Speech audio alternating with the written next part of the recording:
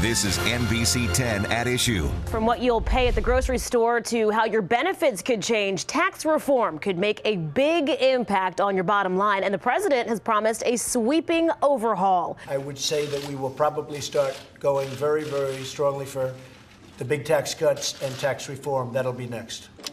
With me now to help us understand what changes could mean for everyone's bottom line is Jamie Hopkins.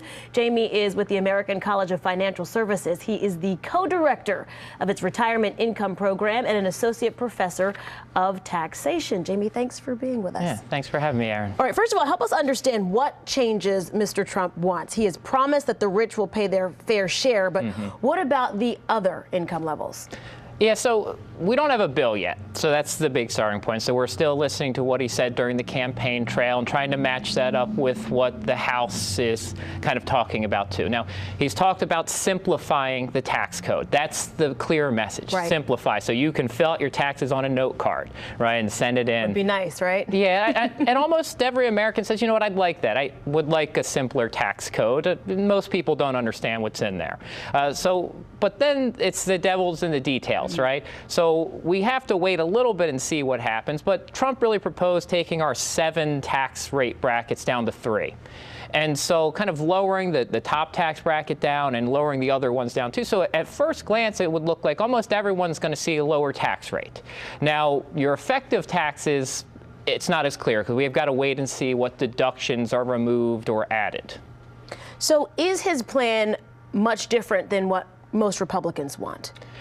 It's different in some key areas, but a lot of areas they agree on. Bringing the tax rates down across the board, they agree on. Corporate tax rates, bringing them down, they agree on. Now, when we start talking about things like exports, imports, the taxes on there, not as clear that they're on the same page.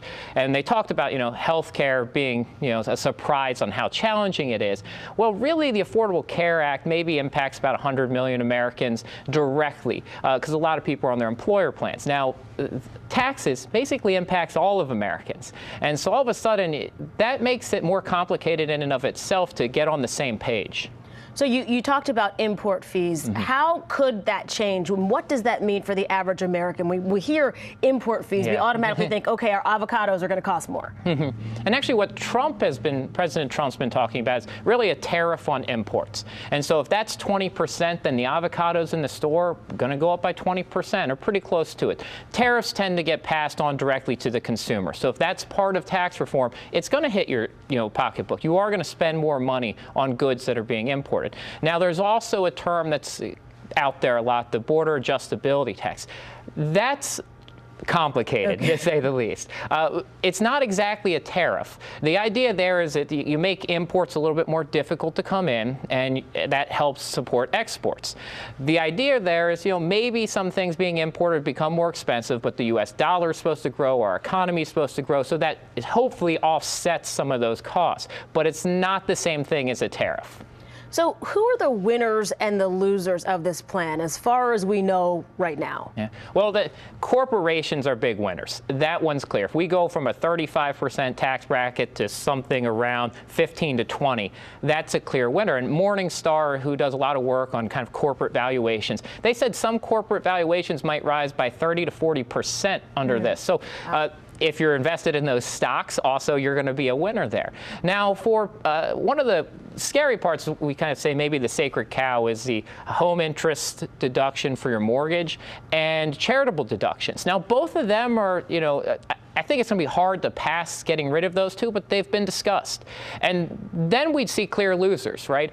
Schools, churches, hospitals. If we get rid of the charitable deduction, they would be major losers immediately, and we would know that right off the bat. It's tax season, so a lot of people are hanging on what you're saying. Our tax code, though, really hasn't changed much in about 30 years. Why is that? Because it's difficult, right? There's a reason we didn't change it for 30 years, and at least not a major overhaul, right? We've been patching holes for 30 years, and if last time we changed it 30 years ago, it was about 30 years before that we did a major overhaul. It's because it impacts almost everyone in America. And some things, we're not real clear what the impact will be when we pass, if kind of, I said before, let's say we get rid of the charitable deduction. You don't get to deduct major gifts to hospitals, schools. Well, a side effect of that might be the student debt crisis gets worse because schools might become more expensive, so then people are borrowing more, and that's a side effect of some of those things that we might not even see for 8 years down the road, and so that makes kind of tax reform very challenging. There's a ripple effect. You Yeah. do one thing and it affects so many others. So how long do you think it'll take to see a difference if this tax reform bill goes through? Is it immediate? Is it in a couple years?